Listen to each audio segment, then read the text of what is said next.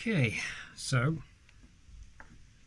next thing I need to do then is get one of these connectors onto here. I've made sure that this is the right bit.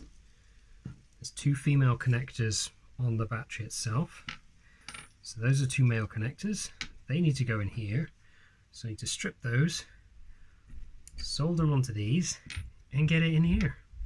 This is some shrink wrap. So hopefully afterwards I'll just put that up there and just seal it off a little bit so it's not so exposed. So let's get this off first.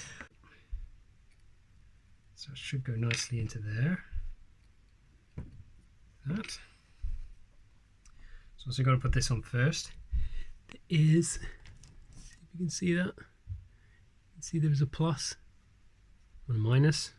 So let's make sure they get it right. Plus and minus. Okay, so what I've done is I don't have the right tools for this, so I've got some mole grips and I've just put the end into there so something can hold it because I don't have a clamp.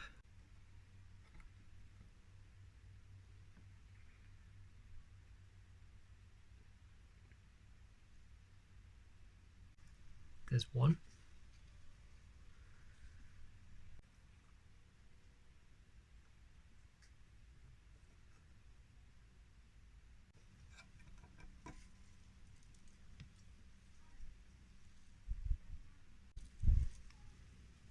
Okay, there we are, both soldered on.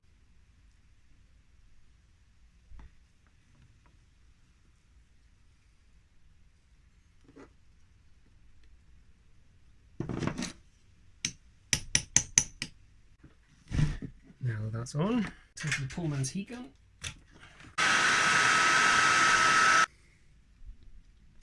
And one EC5 connector.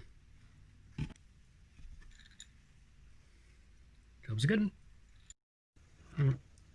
Okay, moment of truth. I've linked everything up, I've not attached it to the bike.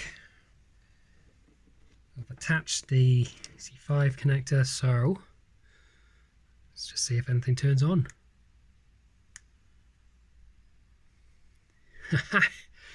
We got life.